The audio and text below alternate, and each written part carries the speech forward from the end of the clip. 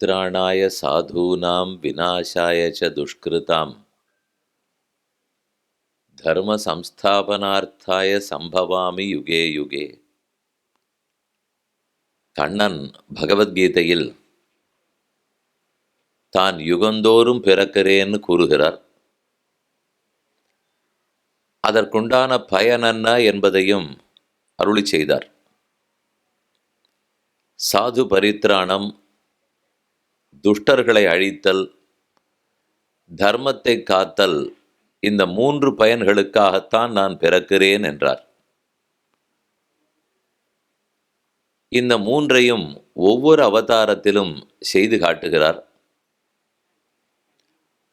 அதிலே நேற்றைக்கு நாம் பார்த்தது ஸ்ரீ ராமாவதாரம். அதனுடைய சாரமான அர்த்தங்களை ஒரே ஸ்லோகத்தில் எப்படி பார்க்கலாம், இது நேற்று ஒருவாறு அனுபவித்தோம். இனி இன்னைக்கு பார்க்க வேண்டியது கண்ணனுடைய விளையாட்டுகள். அதெல்லாம் எவ்வளவு நேரம் பேசினாலும் பேசி முடிக்க இயலாது. ஆனாலும் ஒரு ஸ்லோகத்தில் அதை சுருக்கி பார்க்கலாமா? எதனால இந்த ஏகஸ்லோகின்னு வந்தது, இதை நேத்தே முன்னுரையில் கூறினேன். 24,000 ஸ்லோகங்களும் உள்ளன. 18,000 ஸ்லோகங்கள் பாகவதம், 6,000 ஸ்லோகங்கள் ஸ்ரீ விஷ்ணு புராணம். இப்படி ஒவ்வொன்றும் நிறைய ஸ்லோகங்கள். அது ஆறாருக்கு நேரம் இருக்கிறதோ நிதானமாக பார்க்கலாம். இருந்தாலும் தொடக்கத்தில் சட்டென்று தெரிந்து கொள்ள வேண்டும், சுருக்கமாக புரிந்து ஒரு ஆசை ஏற்பட வேணும் என்றால் ஒரு ஸ்லோகமாக இருப்பது தேனினும் இனியதாக இருக்கும். ஒரு விஷயம் நன்றாக புரிய வேண்டுமானால் விளக்கமாக சொல்ல வேண்டும். விளக்கப் போனாலே பக்கங்கள் கூடும், நேரம் அதிகரிக்கும். அதே சுருக்கமாக சொன்னால் சட்டென்று முடியும், புரியுமாங்கிறது தெரியாது. சூத்திர நூல்கள்னு சொல்லுவார்கள். கௌதம நியாயசூத்திரம், போதாயன தர்மசூத்திரம், மனுஸ்மிருதி சூத்திரம், வேதவியாசருடைய பிரம்மசூத்திரம். இதுக்கெல்லாம் சூத்திர நூல்கள்னு பேர். அப்படின்னா சொற்கள் ரொம்ப குறைவாக இருக்கும், அர்த்தம் அதிகமாக இருக்கும். அதாதோ பிரம்ம ஜிக்ஞாசா, இப்படி தான் பிரம்மசூத்திரம் வேதவியாசர் தொடங்குகிறார். பிரம்மத்தை விசாரிக்க வருகிறான், அதாதோ பிரம்ம ஜிக்ஞாசா. ஆனால் அதுக்கு ஆதிசங்கரிடத்திலேருந்து ராமானுஜரோ மத்வாச்சாரியரோ இந்த பாரத தேசத்தினுடைய அத்தனை ஆச்சாரியர்களும் எழுதி வச்சிருக்கிறது எத்தனை பக்கம்னு பார்த்தால் ஒரு 10,000 பக்கம் இருக்கும்.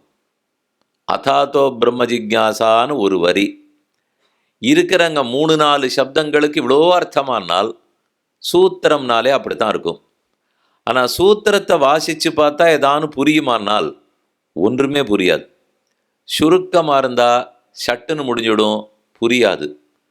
விளக்கமாக இருந்தால் நன்னா புரியும், ஆனால் ரொம்ப நேரம் பிடிக்கும்.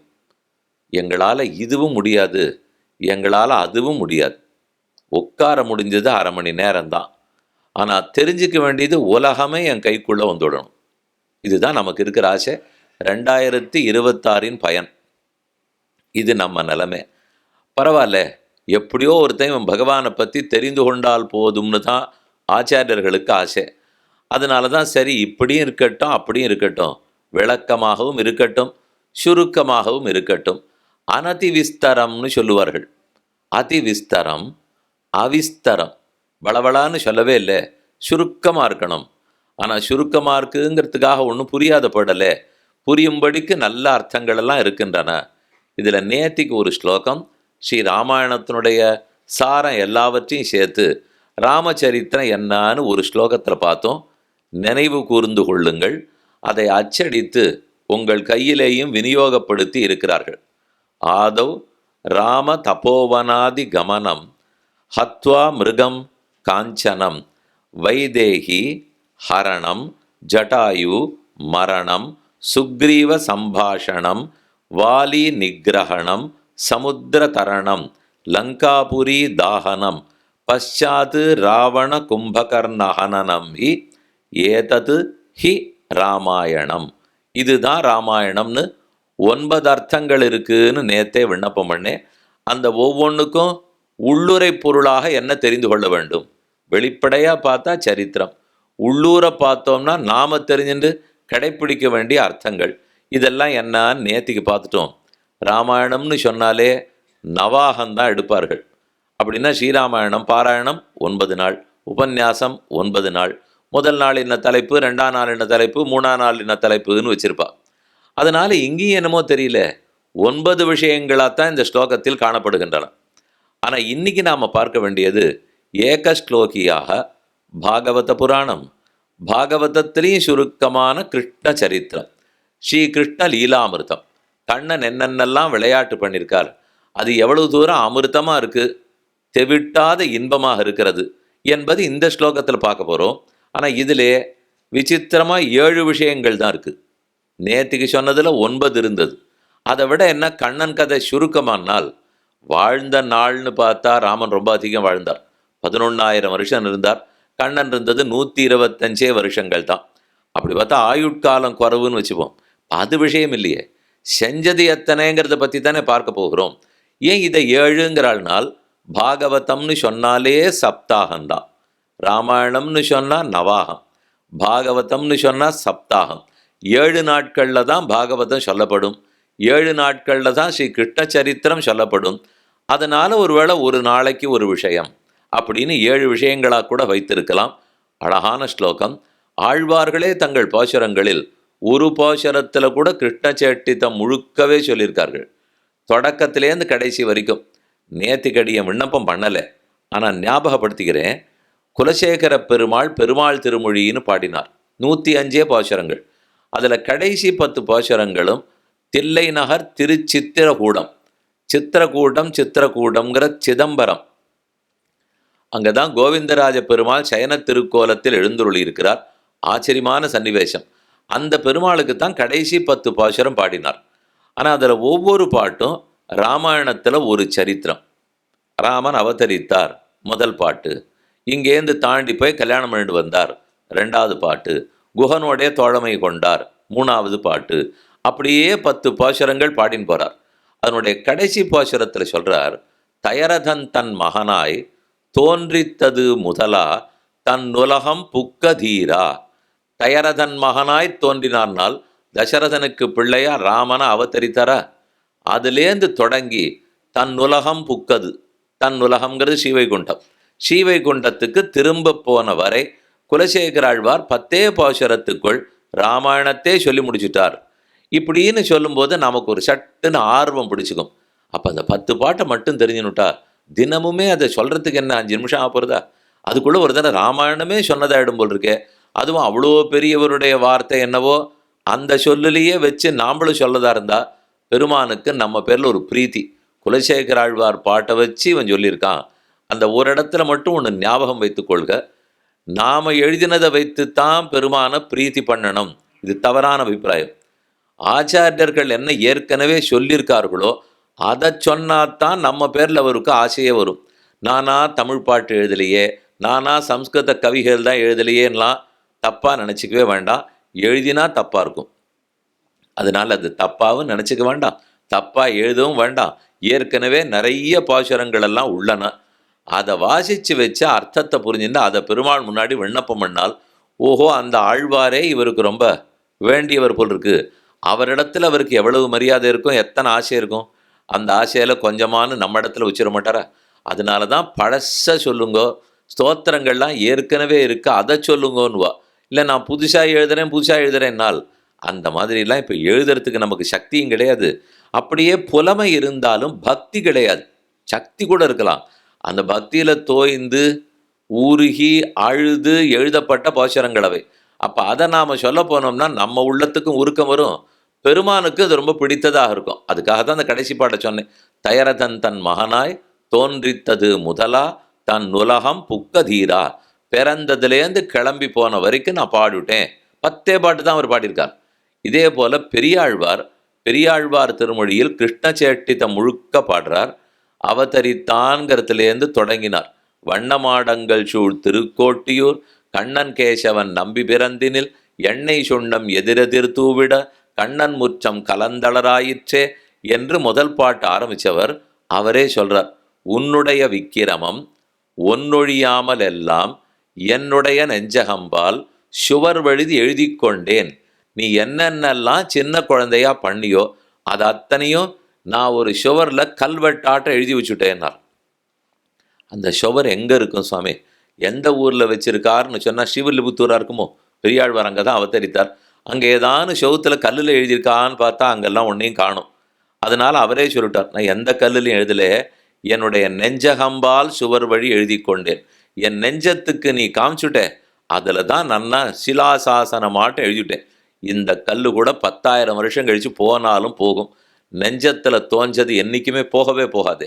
அதனால் என் நெஞ்சத்திலே விக்கிரமம் ஒன்று ஒழியாமல், நீ பண்ண சேட்டித்தத்தில் ஒன்றை கூட மிச்சம் வைக்காமல் எல்லாவற்றையும் பெரியாழ்வார் பாடியிருக்கிறார் அப்படிங்கிறத அவரே சொல்லி கொண்டார். பாசுரங்களில் பார்த்தாலும் ஒரு பாட்டிலேயே நிறைய சரித்திரம் கிடைக்கும். பல சரித்திரங்களுக்கு ஒரு பாசுரமும் உண்டு. ஒரே சரித்திரத்துக்கு 100 பாட்டு பாடுறதும் உண்டு. இப்படியும் வச்சிருப்பார்கள், அப்படியும் வச்சிருப்பார்கள். நேற்றுக்கு ராமாயணம்னு பார்க்கும்போது பாலகாண்டமே இல்லைன்னு தானே அந்த ஸ்லோகத்தில் சொன்னேன். பாகவதத்தில் இருக்கிற ராமாயண கதை ஸ்லோகத்தை பார்த்தாலும் அல்லது ஏக ஸ்லோகி ராமாயணத்தை ஸ்லோகத்தில் பார்த்தாலும் 2 இடத்துலையுமே சீதா கல்யாணம் வரைக்கும் பேச்சே இல்லை. களம்பரிச்சேவே தபோவனத்துக்கு சென்றார் என்று தானே இருந்தது.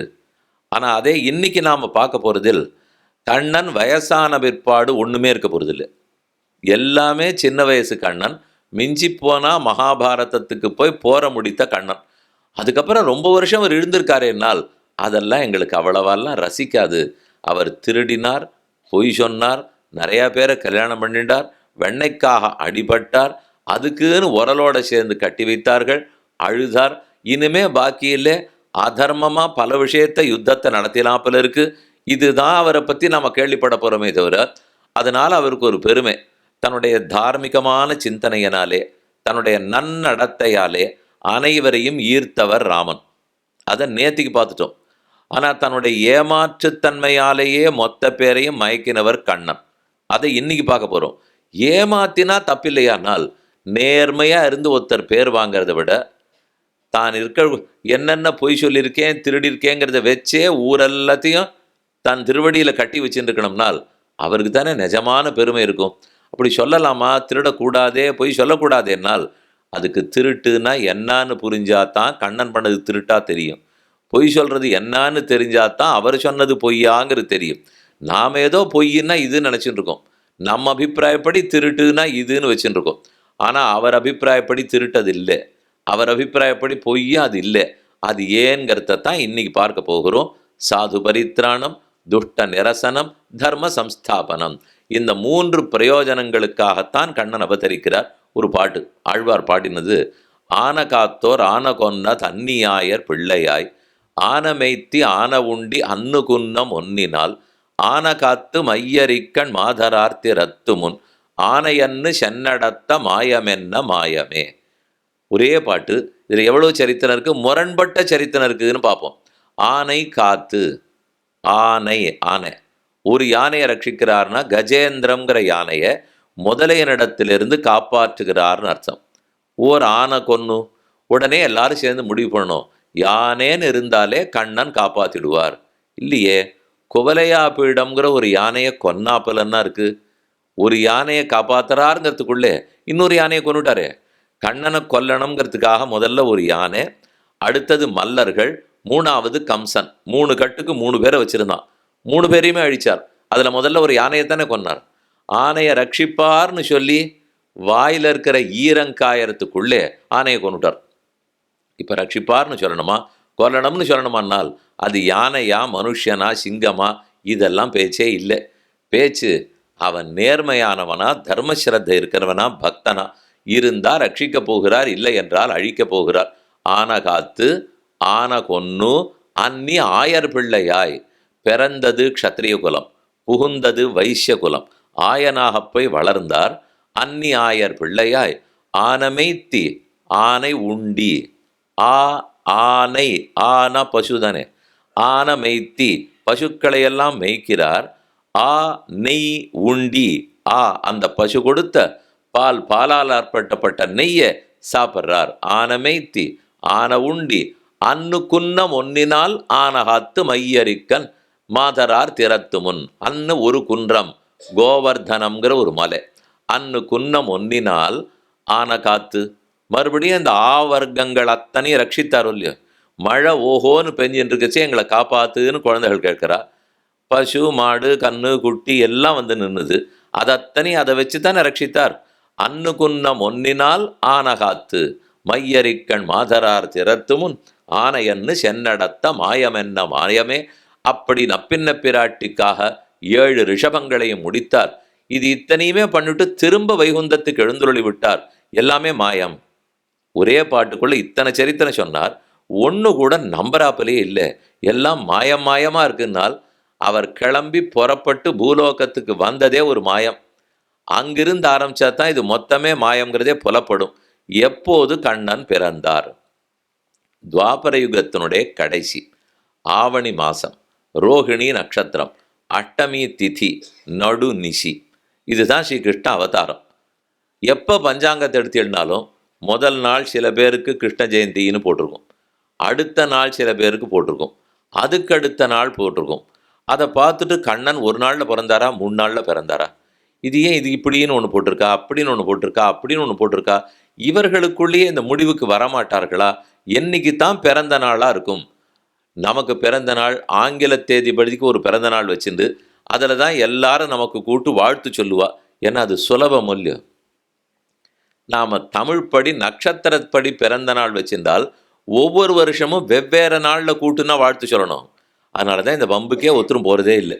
அது வேண்டாம், ஆங்கிலத்தின்படி வச்சுனுட்டோம்னால் அதை போட்டும் வச்சுனுட்டா இவன்லாம் கூட்டு சொல்கிறதெல்லாம் இப்போ அதுவே சொல்லிடுறது.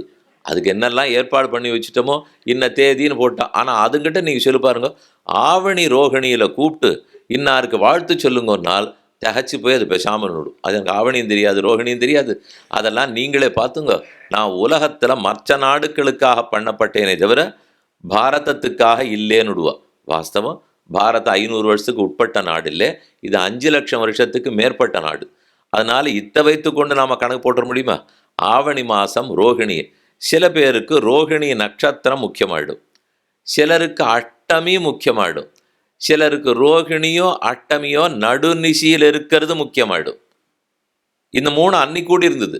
கண்ணன் எப்போ பிறந்தாரோ அன்னுக்கு நடுநிசி இருந்தது, அர்த்தராத்திரி இருந்தது, அப்போ அஷ்டமி இருந்தது, அப்போ ரோகிணி இருந்தது. அதே போல் எல்லா நாளும் வரணுங்கிற தேவை கிடையாது. அஷ்டமிங்கிறது ஒரு நாளில் எப்போ வேணா முடியும், நவமி ஆரம்பிக்கும். ரோகிணி எப்போ வேணா முடியும், நவமி ஆரம்பிக்கும். இப்போ இன்றைக்கி வச்சுங்களேன், இன்றைக்கி பரணி இருக்கட்டும், இன்றைக்கி அபபரணி நட்சத்திரம் இருந்தாலும் இன்றைக்கி ரோகிணின்னு வச்சுருந்தால் ஒரு வேளை சாயங்காலம் 6 மணிக்கு இன்றைக்கி ரோகிணி முடிஞ்சு போச்சு. ராத்திரி 12 மணிக்கு தானே கண்ணன் பிறந்தார். நான் என்னைக்கு 12 மணிக்கு ரோகிணின்னு சொல்லணும்? இன்றைக்கி நாள் முழுக்க ரோகிணி இருந்திருக்கு. அப்போ இன்றைக்கி ராத்திரி 12 மணிக்கு ரோகிணி இருக்காது. அப்போன்னா கண்ணன் பிறந்த அன்றைக்கி ரோகிணி இருக்காது. ஆனால் இன்றைக்கி ராத்திரி 12 மணிக்கு அஷ்டமி இருக்கலாம் தாராளமாக. இதுக்கு அதுக்கு ஒன்றும் சம்மந்தம் கிடையாது. அப்போ நேத்திக்கு ராத்திரி ரோகிணி இருந்திருக்குமா? இருந்திருக்குமே. ஒரு 60 நாழியாவது ரோகிணி இருந்திருக்கணும்னால் நேற்று ராத்திரியிலேருந்தோ ஏதோ 8 மணியிலேருந்தோ இன்றைக்கி ராத்திரி 8 மணி வரைக்கும் இருக்கலாம். அப்படின்னா இந்த கணக்கு யாராருக்கு எது எது முக்கியத்துவம்னு பார்க்க வேண்டியதான். அதனால சரி, இந்த ஊருஷாரெல்லாம் அஷ்டமியில் கொண்டாடிக்கிறா, அவர்களுக்கு கோகுலாஷ்டமின்னு பேராயிடும். அஷ்டமியை பார்த்து கொண்டாடுறவளாக இருந்தால் கோகுலாஷ்டமி கொண்டாடுறாருவா. இல்லை இவர் ரோகிணியை பார்த்து பண்ணுறதா இருந்தால் ஸ்ரீ ஜெயந்தி அப்படின்னு பேரம். ரெண்டும் ஒன்று தான். ஸ்ரீ ஜெயந்தி அதுதான், கோகுலாஷ்டமி அதுதான், ஜன்மாஷ்டமி இன்னொரு பேர் வைக்கிற பாருங்க. வடக்கெல்லாம் போனால் கோகுலாஷ்டமின்னு சொல்ல மாட்டா. அங்கேயும் அவர் கோகுலம்தான், இங்கேயும் கோகுலம் தான், இருக்கிறதே கோகுலம் அங்கே தான். ஆனால் பேரை கோகுலாஷ்டமின்னு சொல்ல மாட்டா. ஜன்மாஷ்டமின்னால் ஜன்மத்தின் போது அஷ்டமி நடுநிசையில் அவளுக்கு இருக்கணும். அஷ்டமி இருக்கணும் முக்கிய. நட்சத்திரத்தை விட அஷ்டமி முக்கியமாயிடும். ஜென்மாஷ்டமின்னு யார் சொன்னாலும் அவர்களுக்கு ரோகிணி முக்கியம் இல்லை, அஷ்டமி முக்கியம். ஜென்மாங்கிற சப்தம் எப்போ வந்ததோ அப்போ அர்த்தராத்திரி முக்கியம். அர்த்தராத்திரி இருந்து அஷ்டமி இருந்ததுன்னா இன்னார் கொண்டாடுவா, அர்த்தராத்திரி இருந்து ரோகிணி இருந்ததுன்னா இன்னார் கொண்டாடுவா. அதெல்லாம் இருக்கட்டும். காலைங்கிறது தான் ரொம்ப முக்கியம். சூரியோதயத்தை வச்சு தான் எதையுமே கணிக்கணும். அதனால ரோகிணியும் அட்டமியும் சூரியோதயத்தில் இருந்தா அன்னைக்கு நான் கொண்டாடிக்கிறேன் இப்படின்னு சொல்லலாம். நரசிம்ம ஜெயந்தி கழிந்தது இல்லையோ, கொஞ்ச நாள் முன்னாடி அது நடந்தது. அதை எப்போ பார்த்துருப்பாள்னால் சாயங்காலம் தான் அவருக்கு முக்கியம். நரசிம்ம ஜெயந்தி ராத்திரியும் இல்லை பகலும் இல்லை. அந்தியம் போதில் அரியுருவாகி அரிய அழித்தவன பந்தன தீரப்பல்லாண்டுன்னு பெரியாழ்வார் பாசம். மாலை பொழுது நிருசிம்ம ஜெயந்தி பிரதோஷ காலம்னு சொல்கிறோமே, அப்போ அந்த காலம் அப்போ தான் அவர் பிறந்திருக்காருனால் அவருக்கு சுவாதி நட்சத்திரம். சுவாதி ராத்திரி 12 மணிக்கு இருக்கணுமா? கிருஷ்ண விஷயம் எதுவுமே இங்கே கிடையாது, அதெல்லாம் ராத்திரி அவருது. இதே நேர் இது ராமபிரான்னு சொன்னால் பட்ட பகலில் இருக்கணும். கார்த்தால சூரியோதயத்தில் இருக்கணும், 9 மணிக்கு இருக்கணும். அது இருந்தால் தான் அவரது புனர்வசுவோ நவமியோ எதுவாக இருந்தாலும் கொண்டாடுவா. அதே நரசிம்ம பெருமாள் இருந்தால் மாலை பொழுதில் அது இருந்தே ஆக வேண்டும், சந்தியா காலத்தில் இருக்கணும். இப்படி ஒவ்வொன்றா நாம் வச்சுன்னு இருக்கோம். ஆக மொத்தத்தில் பஞ்சாங்கத்தில் எத்தனை நாள் போட்டிருந்தாலும் எல்லா நாளும் ஒரு பூஜை பண்ணிவிடுங்களேன், என்ன குறைஞ்சி போய்ட்டும்.